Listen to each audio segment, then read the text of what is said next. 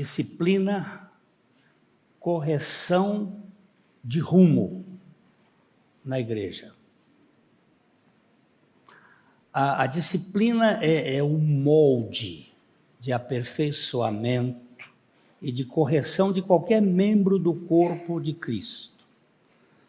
Tanto a disciplina formativa, que tem como objetivo formar o caráter de Cristo no crente, como a disciplina corretiva, que procura suscitar arrependimento para que o membro do corpo volte ao leito da vida cristã. São fundamentais para a vida da igreja. O que é disciplina formativa e o que é disciplina corretiva? Quando a gente prega, nós estamos dando instrumentais para a disciplina formativa. Quando se lê a palavra de Deus, quando se tem método de estudo da palavra, isso forma aquela disciplina formativa. Quando se exercita as ações da fé cristã, como jejum, isso é uma disciplina, né? Oração é disciplina, beneficência é disciplina. São atos que vão nos ajudar a formar o nosso caráter. E as disciplinas corretivas, elas vão corrigir o caminhar. De repente, uma pessoa começa aquilo que se chama tergum, vira para o lado tergiversar.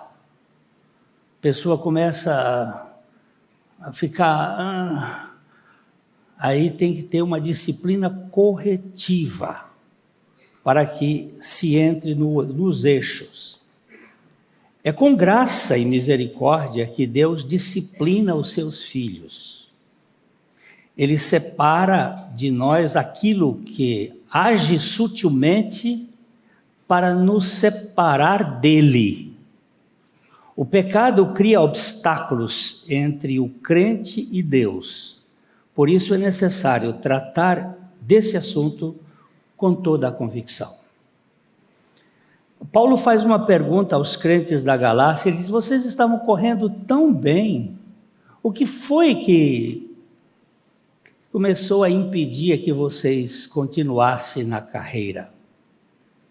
A gente vê muitas vezes pessoas na igreja que começam animados e daqui a pouco vai arrefecendo e vai sumindo. E nós não temos tido aqui na nossa comunidade uma rede mais apertadinha. E quando você pesca com uma rede de espaço largo, o peixe pequeno passa. Mas quando a rede é mais costuradinha, mais o espaço é pequeno, vem o grande e o pequeno, pega tudo. Então, é por isso que nós, inclusive, estamos lidando com a ideia de um presbitério para que essa pescaria seja mais próxima, juntar mais e verificar aqueles que estão escapulindo, estão saindo por entre os dedos. Santo Agostinho dizia: o pecado de cada homem é o instrumento de seu castigo, e a iniquidade torna-se seu tormento.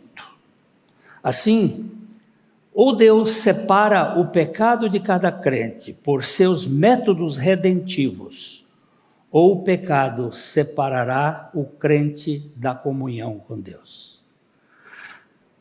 A igreja tem como dever solene manter a pureza doutrinária e espiritual dos seus membros. Esse parágrafo é interessante. Gente, se nós não tratarmos do pecado,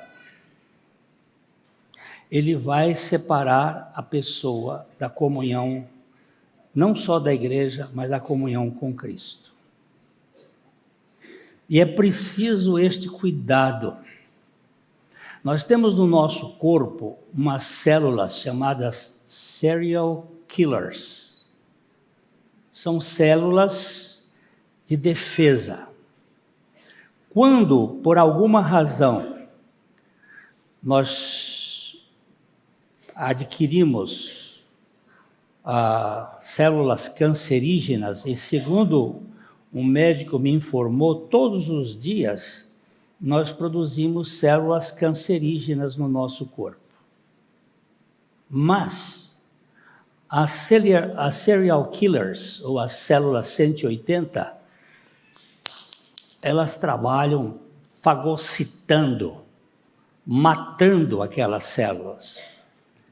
Agora, quando o organismo ele se enfraquece, ele se definha, e essas células não estão dando conta, então aparecem os tumores. E essa foi uma aula assim superficial para ignorante que um médico me deu. Então ele fortalece. Na igreja também.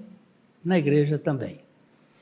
Se não houver um sistema de correção, de cuidado, essas células que penetram, é aquela ideia do joio, ele começa a proliferar. E é preciso cuidado. E eu gostaria que vocês tivessem isso em mente. Porque às vezes a gente acha que a correção é muito drástica, é muito dura, mas ela é necessária. Eu não vou discutir com o médico se ele chegar para mim e disser assim: o seu dedo está com uma gangrena e o jeito é amputar a sua perna abaixo do joelho. Eu não vou discutir com ele. Por quê? Porque eu sei que se a gangrena ficar aqui, ela vai subir, e daqui a pouco vocês vão dizer assim: oh, que beleza o nosso pastor. Como ele foi. Porque subiu e pegou e matou. Agora, isso na igreja também. Também. Tem gente que é gangrenado. E é preciso ser tratado. Ou para arrependimento, nós vamos tratar isso um pouco, ou para o arrependimento, ou para excomunhão. Que é duro, mas é necessário. O apóstolo Paulo é informado que na igreja de Corinto há um caso que não é aceito nem entre os gentios. Vamos ler juntos aqui, nós estamos usando a versão NVT, que é a nova versão transformadora, para dar um pouco mais de mobilidade naqueles que já decoraram na outra versão. Ia ser bom a gente ver. Vamos ler aqui. Comenta-se por toda parte que há imoralidade sexual em seu meio, imoralidade que nem mesmo os pagãos praticam. Soube de um homem entre vocês que mantém relações sexuais com a própria madrasta. A versão, vamos ver. A situação em Corinto é que o homem está tendo relações sexuais com sua mãe ou madrasta, porque lá o texto diz esposa do seu pai. E aí os tradutores têm muita dificuldade de saber se é madrasta ou se é a própria mãe. Mas isso não é tão raro assim. Eu tive que atender uma pessoa que estava tendo relações sexuais com seu filho. Então, esse troço é muito mais sério do que se pode imaginar.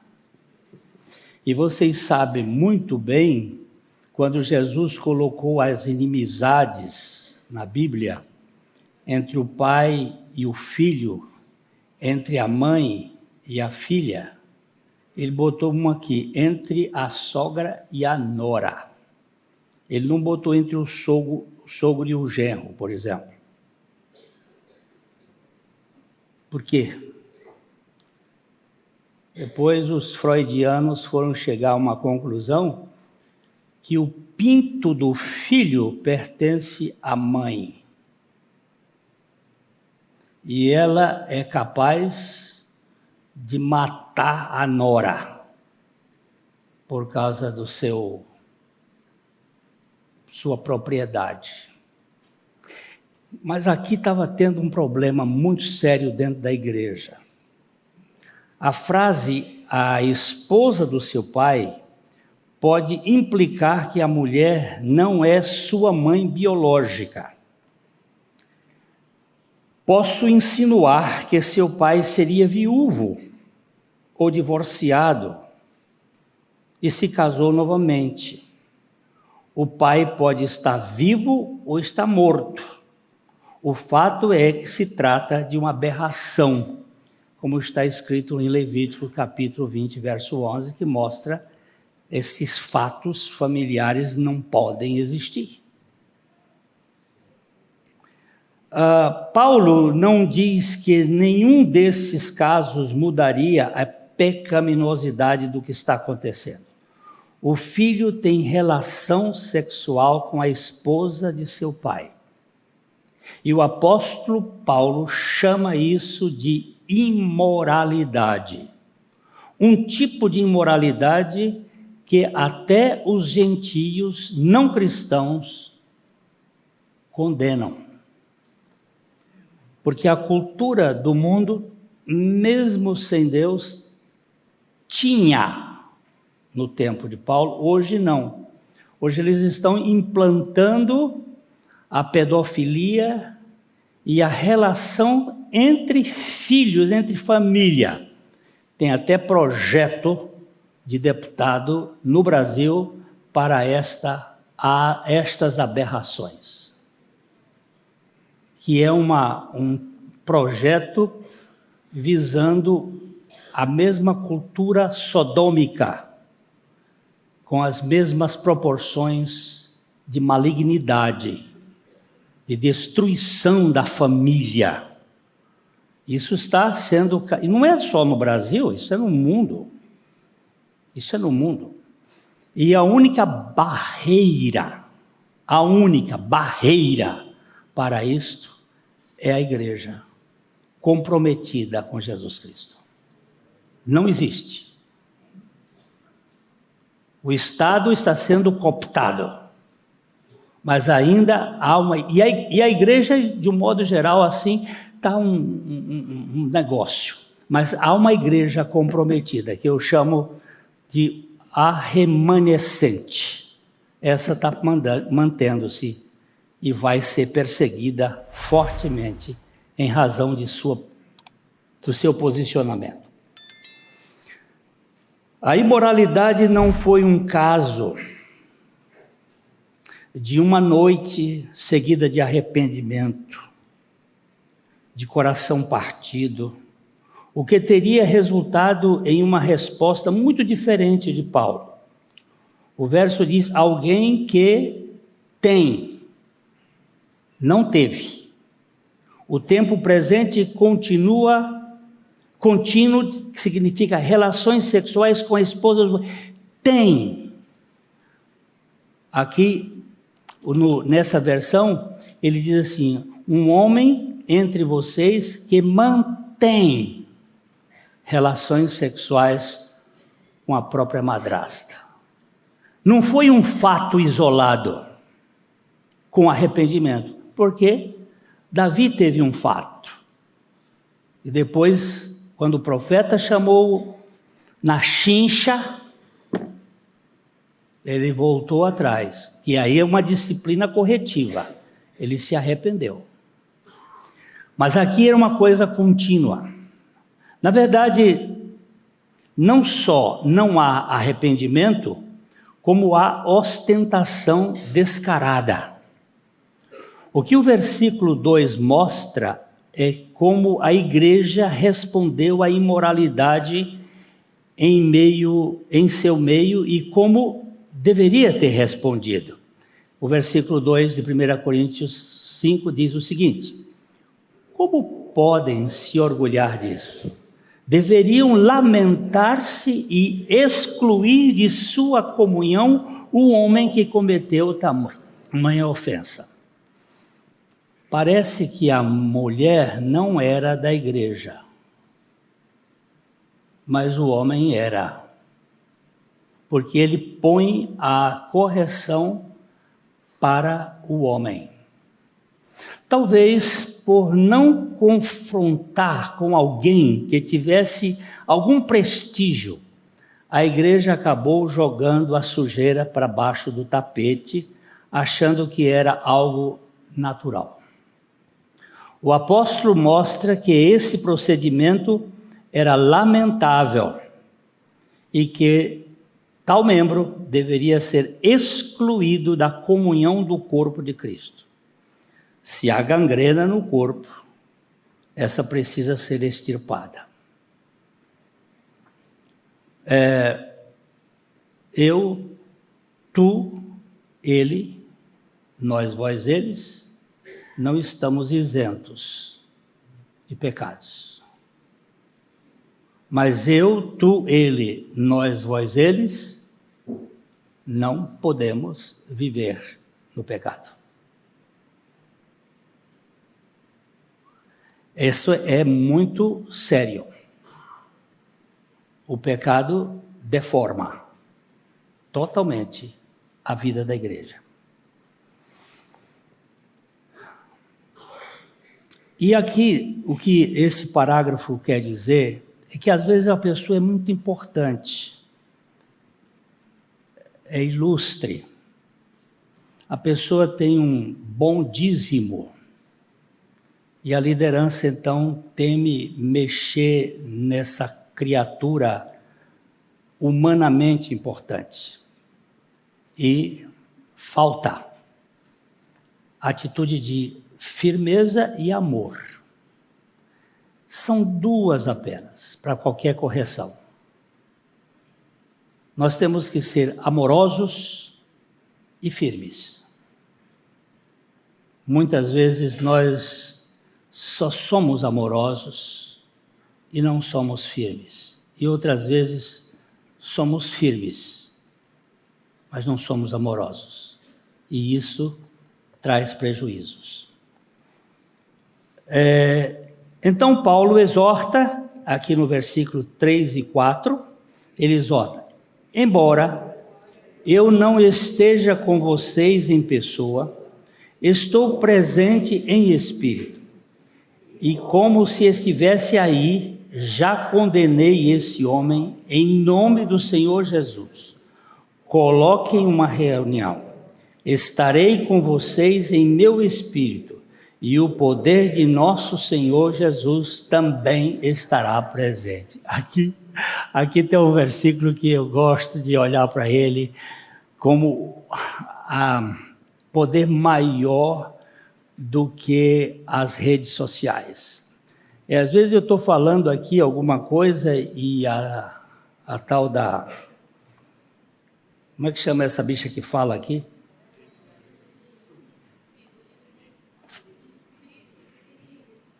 Siri.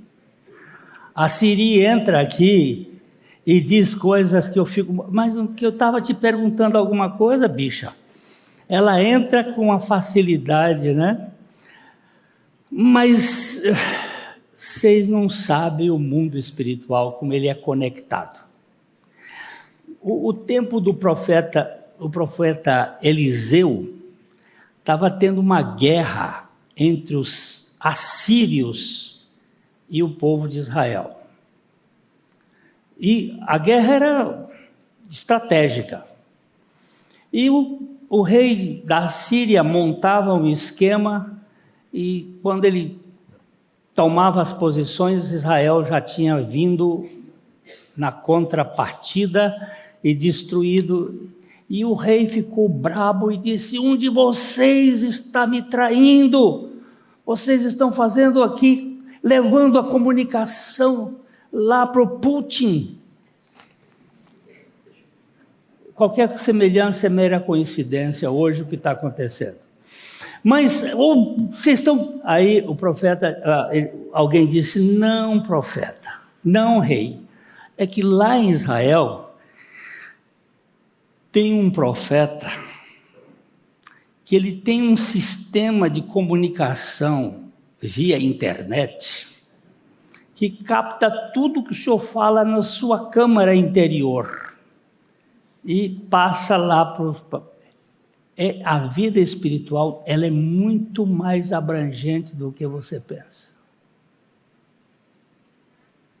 Se você está pensando que só acontece assim no campo da telepatia ou da hiperestesia, que são forças parapsicológicas, que existe isto sim, fique tranquilo que no reino espiritual é muito maior.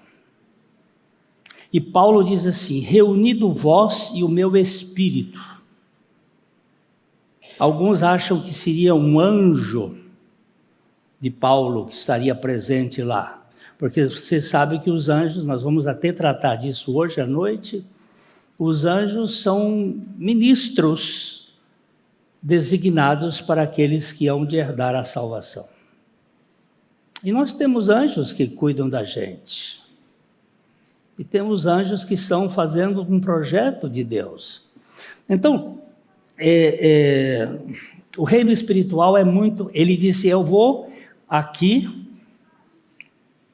vocês estão reunidos aí, mas eu vou estar presente com o meu espírito. E também ele usa uma expressão aqui que ele vai dizer que o poder de nosso Senhor Jesus também estará presente. Então vocês precisam ter a consciência de que não estão ausentes, nós não estaremos ausentes, mas vocês precisam estar reunidos para tratar. Ele usa aqui nessa versão, convoquem uma reunião extraordinária aqui por minha conta, para tratar desse assunto. É preciso extirpar. Não há como aceitar essa situação suja. Ainda que o apóstolo esteja fisicamente ausente, ele aqui usa da sua presença espiritual. Tudo indica que a vida espiritual vai além da terceira dimensão. E nesse caso, Paulo se apresenta dando o seu veredito. Já o condenei em nome do Senhor Jesus. Não resta dúvida que o caso é de excomunhão. Duro? Sim. Necessário? Sim. Convoquem logo uma assembleia extraordinária e podem ter toda certeza de que eu, em espírito, e o poder do Senhor Jesus estaremos presentes para limpar toda essa roupa suja. Não há lugar para a vida de pecado na Igreja de Cristo. É muito comum nos orgulharmos da tolerância, quando deveríamos nos envergonhar da indiferença. Não, aqui nós não fazemos isso. Lamentável. É preciso fazer. É preciso cuidar. É preciso lavar as feridas, porque senão isto vai contaminar. Ninguém na igreja pode dizer que não peca, mas viver no pecado é uma coisa inadmissível. Como ensinava João Calvino, da mesma forma como a doutrina da salvação em Cristo é a vida da igreja, a disciplina é, por assim dizer, seus nervos. Vai manter a igreja firme. O apóstolo está indignado com a apatia da igreja, com pecados congregacionais, e determina, vamos ler aqui o versículo 5, entreguem esse homem a Satanás, para que o corpo seja punido e o espírito seja salvo no dia do Senhor. A medida é extrema, porém necessária. Satanás já foi usado por Deus para desconstruir Jó da sua justiça própria. Algumas vezes é necessário a gente entregar certas pessoas a Satanás. Porque Satanás tem um ministério tremendo. No caso de Jó, Jó era um homem justo, temente a Deus, era um homem íntegro e se desviava do mal. Ótimo para ser membro da primeira igreja batista em Londrina. Porém, o problema de Jó é que ele era cheio de justiça própria. E a justiça própria, segundo a palavra de Deus, é como trapos de imundícia, que a palavra ali seria panos encharcados do sangue da menstruação de uma mulher naquele tempo. Hoje a coisa tem os absorventes descartáveis. No tempo dos profetas permanecia 3 dias com aquele mesmo pano. Por isso que os homens não podiam se aproximar da mulher em estado de putrefação. É isso que a Bíblia mostra da nossa justiça. E aqui a coisa é muito mais séria. Quando alguém fala de algum defeito da nossa personalidade e nós levantamos a cabeça, é comigo que você está falando? É, com você. Pode saber que isso é serpente. Isso é justiça própria. E às vezes você tem que dizer, Senhor, manda Satanás cuidar dessa pessoa. Eu já entreguei uns 2 ou 3 aqui. Não é brincadeira, não. E eu sei como Deus tem tratado. Porque nas mãos de Satanás não tem misericórdia.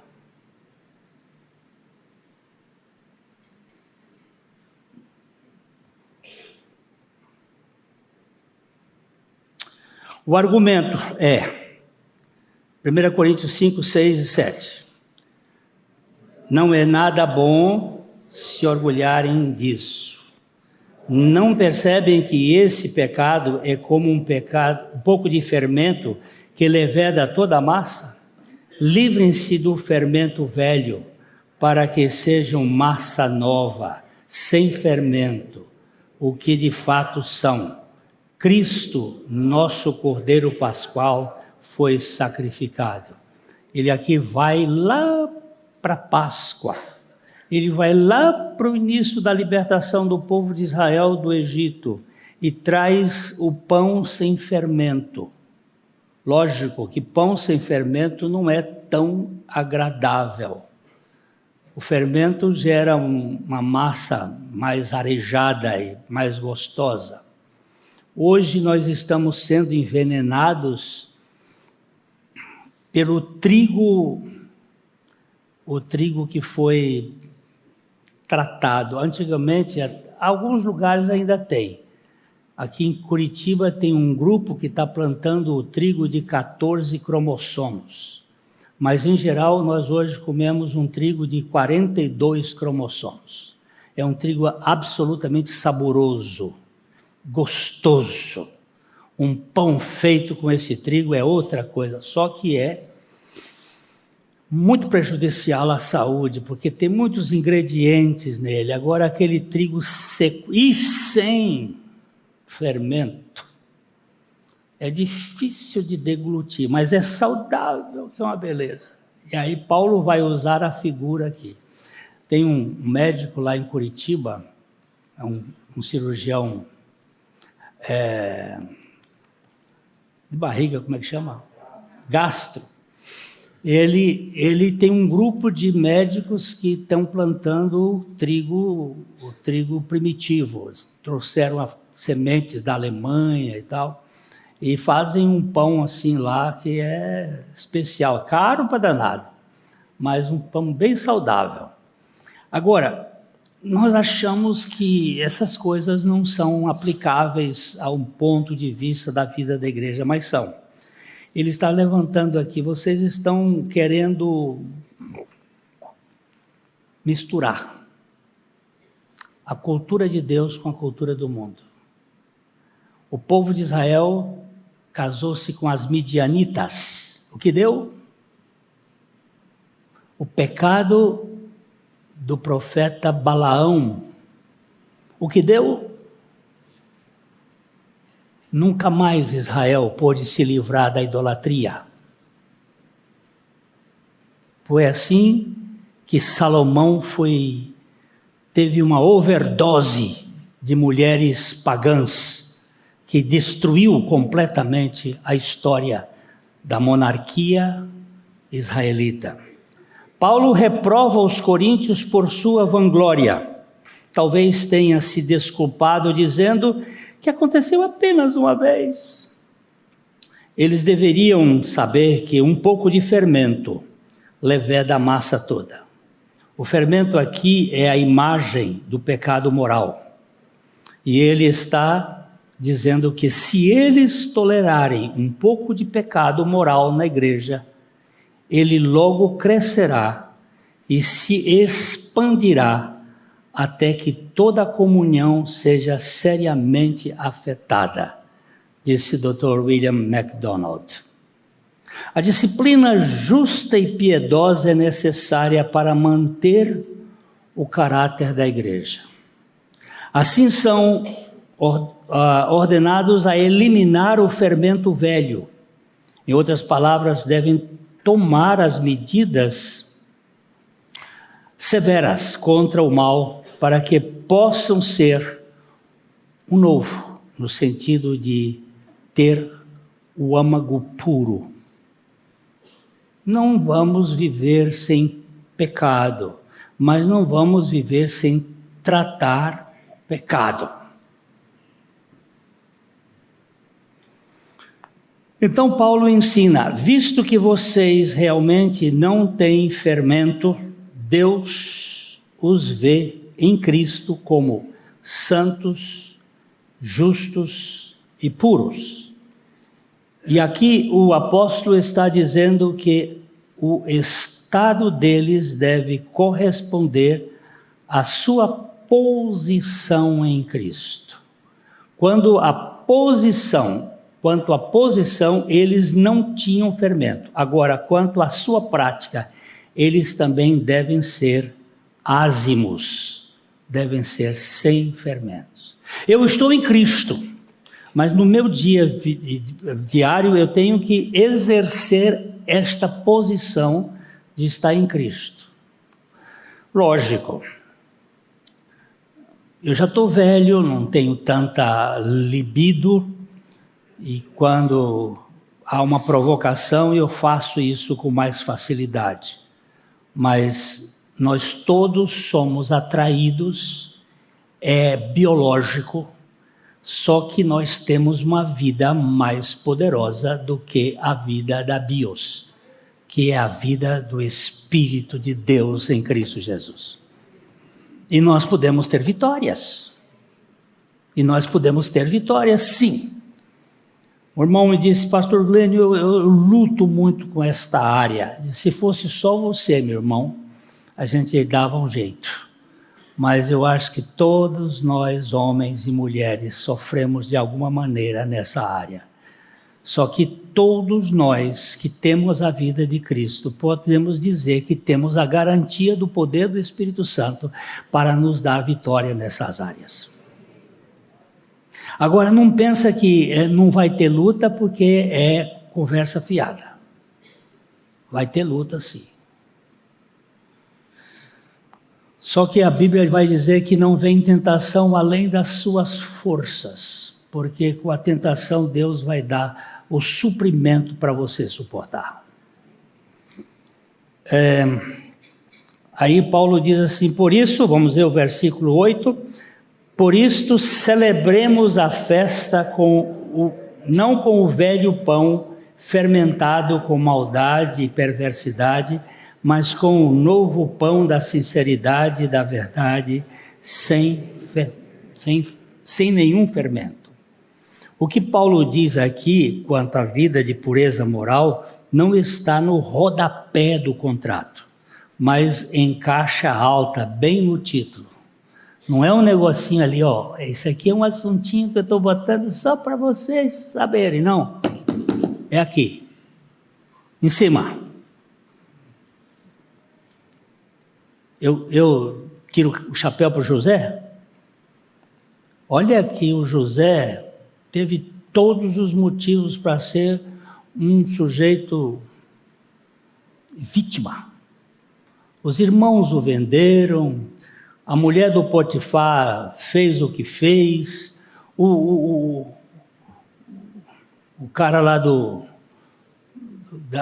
servia o vinho, esqueceu ele. O cara era para ser uma vítima, mas nunca caiu. Não porque ele fosse forte, mas porque Deus o sustentou. É sempre assim. Eu já vi tanto sermão que bota o José lá nas alturas, mas José era de carne e osso. Eu gosto quando a Bíblia diz assim, Elias, que era um outro, como é que eu vou dizer assim, âmago de aroeira, né? Forte. Elias era um homem sujeito às mesmas fraquezas que nós. E quando a minha Bíblia me põe aquilo junto com Elias, eu digo, Senhor, tem jeito para mim. Tem jeito para mim. Então, ele os assegura aqui nos versículos de 9 a 10. Quando lhes escrevi antes, disse que não deviam se associar com pessoas que se entregam à imoralidade sexual. Com isso, porém, não me referia a descrentes que vivem em imoralidade sexual, ou são avarentos, ou exploram os outros, ou adoram ídolos. Vocês teriam de sair desse mundo para evitar pessoas desse tipo. Aqui o apóstolo vai levantar uma série de coisas interessantes. Há uma carta perdida, em que Paulo havia dado instruções à igreja e agora ele a relembra, mostrando que essa associação com a imoralidade não se tratava dos ímpios deste mundo, mas com aqueles que confessam sua fé em Cristo e vivem em desacordo. Paulo não está pregando a ausência do crente no mundo, mas a ausência do mundo na igreja. Prestou atenção aqui? Não é, agora, eu não tenho que me associar com os sacrílegos, com os depravados. Ele diz, não, e essa carta que ele escreveu, ela se perdeu. Porque ele disse aqui, quando lhes escrevi antes, nós não temos nenhum texto que explique isto antes.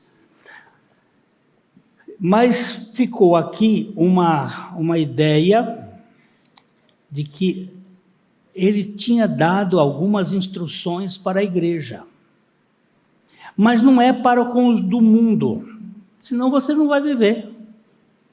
É com a turma da igreja que se diz cristão, mas vive mundanamente. Por isso a frase é, Paulo não está pregando a ausência do crente no mundo, mas a ausência do mundo na igreja.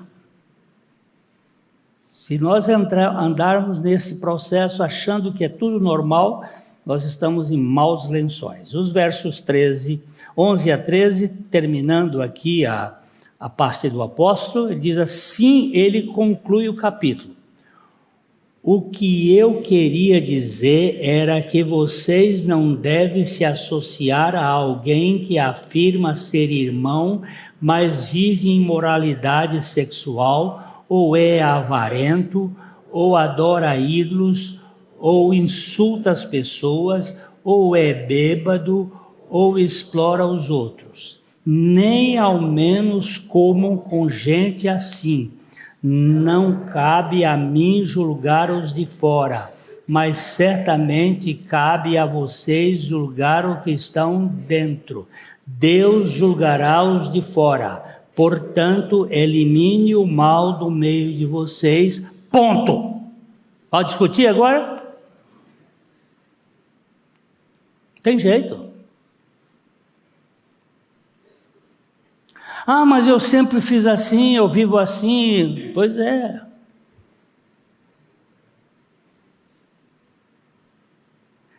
Senhor, eu sei que o Senhor pode mudar as vidas, a minha vida e a vida das pessoas. Nós não queremos viver no pecado, ainda que possamos viver um estado, um momento em pecado. Mas livra-nos do pecado. Nós precisamos ser tratados. Fica muito claro aqui que a disciplina é fundamental para a saúde espiritual da igreja. O preço da pureza é muito elevado, mas o risco da impureza é impagável. Se a igreja não prima por sua santidade, não há a menor semelhança com a imagem de Cristo. Alguém afirmou que moralidade não é simplesmente conversa de pregadores sobre pureza. É a lei moral de Deus correndo no caráter dos seus filhos. Assim, precisamos de cuidado mútuo para que, pelo Espírito, reflitamos a vida de Cristo em tudo. Nossos filhos, no processo de crescimento, carecem de disciplina para atingir a maturidade. Nós, membros do corpo de Cristo, necessitamos de justa disciplina a fim de alcançarmos a estatura de Cristo. A igreja sem disciplina não cresce espiritualmente. Eu não conto nem para minha esposa, nem para outras pessoas, qualquer confissão que uma pessoa me faz nos momentos de luta. Não é uma questão, não é questão de ética profissional. É uma questão de seriedade com as coisas de Deus. Às vezes eu uso figuras para dizer, mas me lembro muito bem de um momento em que um homem estava vivendo com uma outra mulher e me foi informado. E eu cheguei a ele e disse, é verdade isso que estão dizendo? Ele disse, é verdade. E qual é a sua posição diante da palavra de Deus? E ele disse, pastor, eu não sei como sair disso. Mas eu quero saber se você acha que vivendo nisso você vive de acordo com a vontade de Deus. Não. E você quer viver de acordo com os seus interesses ou de acordo com a vontade de Deus? E se eu quero viver de acordo com a vontade de Deus? E qual é agora a sua atitude? Eu tenho que abandonar.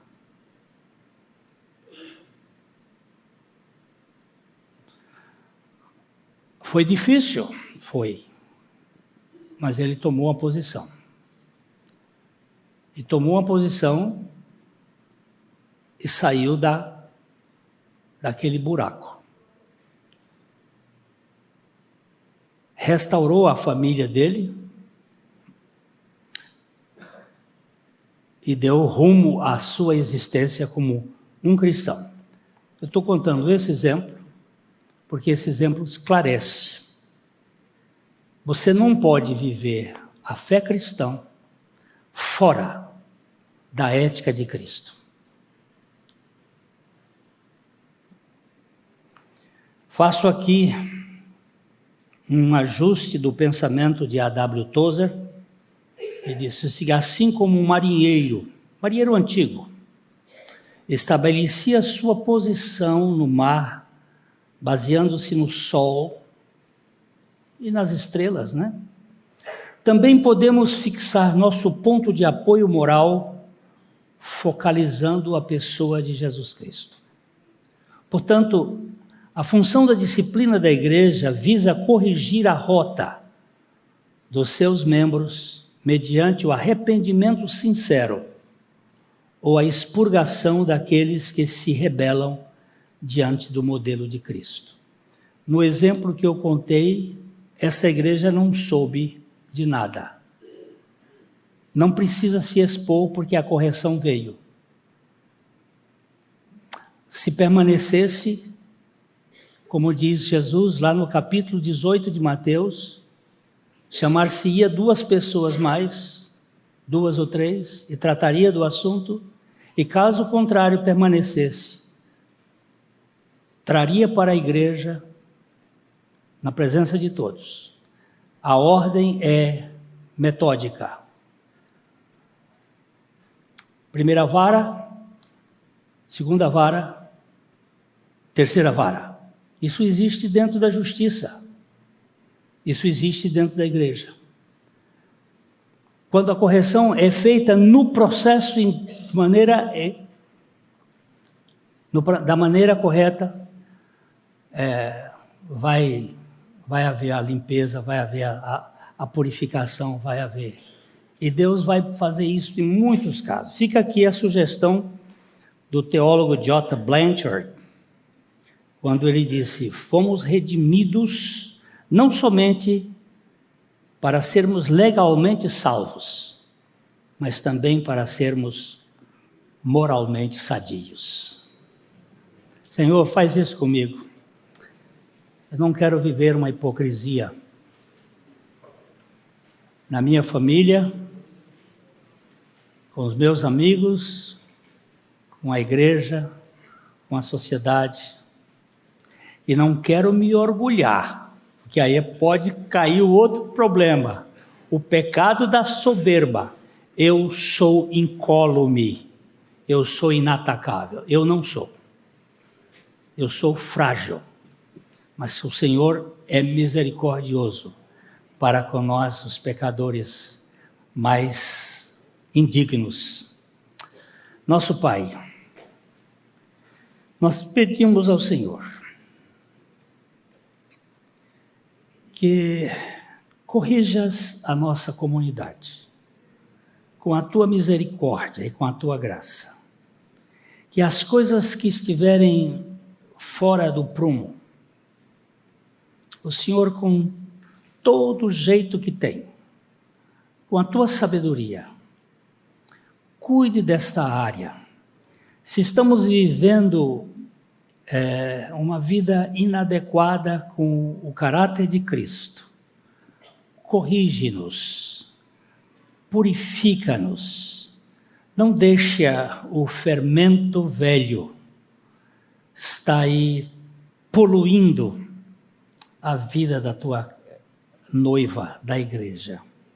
Nós te pedimos, Pai, que trate com cada um de nós e dê sabedoria a essa comunidade a fazer as correções necessárias no processo da santidade de Cristo.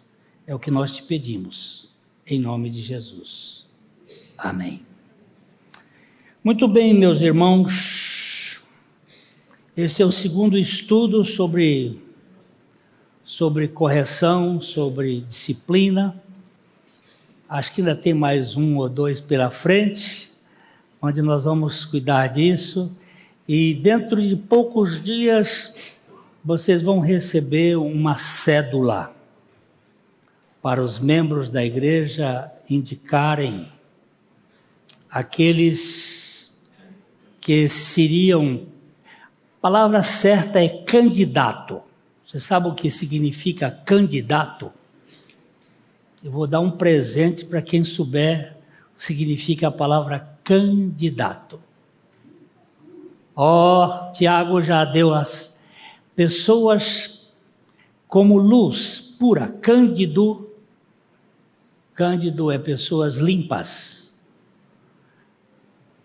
Na política não existe candidato. Na política existe candidato. Mas candidatos são aqueles cândidos, que são aquelas pessoas que você vai orar, ali vão estar 2 textos das Escrituras de Paulo a Timóteo e Paulo a Tito, descrevendo o perfil dessa gente, e você vai botar lá o nome dele, tem até 5 nomes, né? Que você vai olhando entre os irmãos, tem lá as características, você vai indicar, né? Segundo o modelo neotestamentário. E porque nós dizemos que a Bíblia é a nossa regra de fé e prática. Então, não só de fé, mas também da prática. E você vai colocar lá, e esses nomes que vocês puserem, né? Eles vão ser avaliados, vão ser consultados, vão ser avaliados pelo ministério, e depois nós retornamos à igreja numa assembleia, para que a igreja escolha aqueles que ela vai designar. Porque a igreja que tem a última palavra é a assembleia. Então nós vamos fazer um processo aqui até o final do ano, se Deus quiser, porque vocês sabem que eu estou me preparando não para sair da igreja, mas para ter um presbitério onde eu possa ser apenas um membro dele ali, para que nós possamos como igreja crescer juntos. Porque depois, de repente, isso me aconteceu, só aqui como já estamos, isso me aconteceu quando eu tive Covid, que eu estava lá no momento do bico do urubu, ele voando em cima da casa assim, eu disse, gente, se eu parto agora, vai ficar um vácuo ali na igreja, que precisava estar um pouco mais preparado para que não... Que isso tem acontecido em muitas igrejas, e aí gera aquele turbulência. O Senhor me dá mais um tempo para eu fazer isso com mais calma, e estamos aqui fazendo com bem calma, com critério. Tem uns que batem no fígado, que não gostam, que não querem, mas nós vamos obedecer o princípio do Novo Testamento, vamos com calma. Eu sei que Deus vai dar sabedoria à igreja. Continue orando para que nós não andemos segundo os padrões do suor, os padrões de Caim, mas que nós andemos segundo o padrão de Abel, o padrão do sacrifício do Cordeiro, que é a nossa marca, ok? Fica essa palavrinha final aqui, e a gente vai falando mais vezes para que as coisas aconteçam para a glória do Senhor. E vocês tenham uma boa tarde. À noite nós vamos falar sobre os anjos aqui, né? Que eles não são indispensáveis, mas eles são menores do que o Senhor Jesus.